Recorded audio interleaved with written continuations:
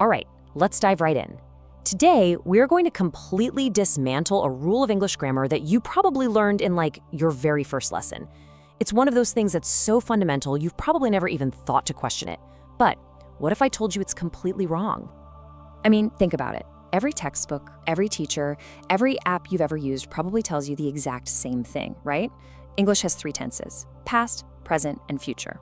Seems simple, sounds logical, and it's basically the foundation of how we learn to talk about time in English. But what if that fundamental rule is just not true? Not even close, actually. What if one of those 3 big pillars of English grammar, well, what if it just flat out doesn't exist?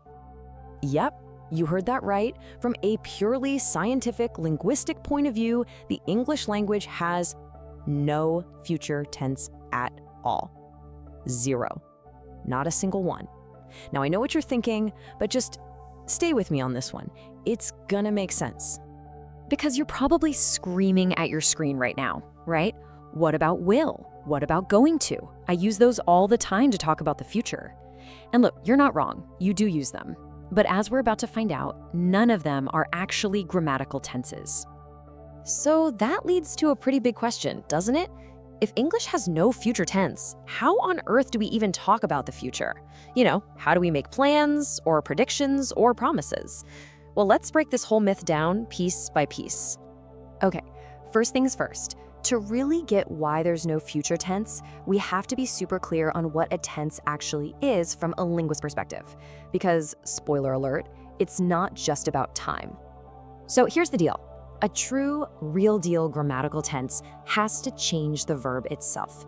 It needs something called an inflection, which is just a fancy word for a special ending or a change in the verb's form that marks time.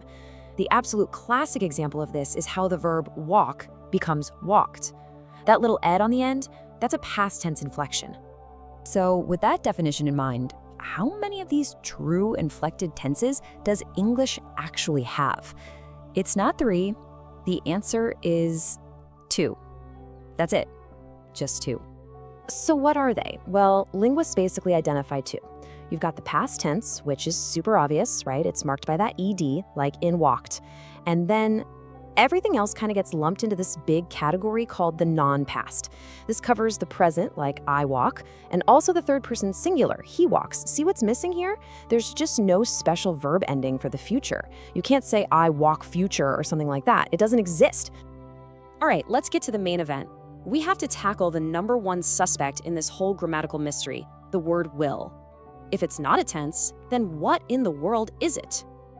So, it turns out will is actually a modal verb.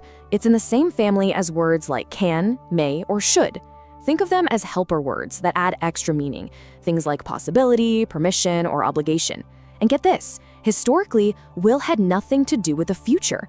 It literally meant to want or to choose. So if you said, I will go, you were really saying, I want to go. That whole future meaning, that came way, way later. But the underlying grammar of the word never actually changed. And you can still see this today if you really think about how we use will. Like, if there's a knock at the door, you might say, oh, that'll be John. You're not predicting the future, right? You're making an assumption about the present. Or if you say, don't worry, I will help you. You're not talking about a future event, you're expressing your current willingness to help. Even saying something like, you'll often hear this, is really just describing a habit. It's not about one specific future moment. In the other usual suspects, they fall apart just as easily. Going literally started as describing physical movement. You know, I am going somewhere in order to eat. It just evolved over time to signal our intentions, but it's definitely not a tense. Same thing when we say something like, I'm meeting her tomorrow. The verb there, am meeting, is in the present continuous tense. It's the word tomorrow that's doing all the heavy lifting to point to the future.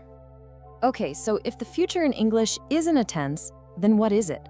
Well, the real answer, the key to this whole thing, lies in this really cool linguistic concept called modality. Modality, this is basically the secret code for how English handles the future.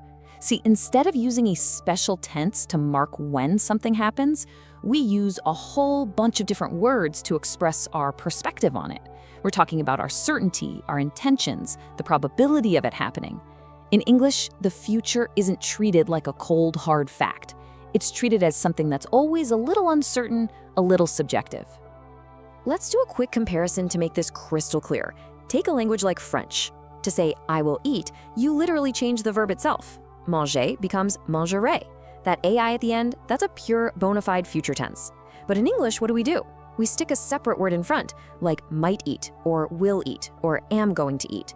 Each of those words changes our perspective and the level of certainty, but the verb tense itself, it stays the same. So what English gives us instead is this amazing scale of future certainty. We get to pick our words based on how we feel about the future event. If you say it might rain, that's just a possibility, right? But we're meeting at 8, that signals a solid arrangement. I'm going to start shows you've made a plan, an intention. And I will be there, that's all about strong willingness and certainty. You see, it's so much more about the meaning than it is about just marking time. Okay, so let's put all the pieces together. Let's really nail down what the future in English is all about. Here's the big takeaway. The thing you should absolutely remember. English doesn't have a future tense. What it has is this incredibly rich and flexible system of future expressions. We use all these different tools, modal verbs, special phrases, and just plain old context to paint a picture of what might happen. And that picture is always colored by our own unique perspective. So the next time you talk about what you're going to do tomorrow, just remember this. You're not actually using a future tense. You're choosing a perspective. And honestly, that one little shift in thinking completely changes how you look at English grammar. Makes you wonder, what other grammar rules are actually just myths? Thanks so much for joining me.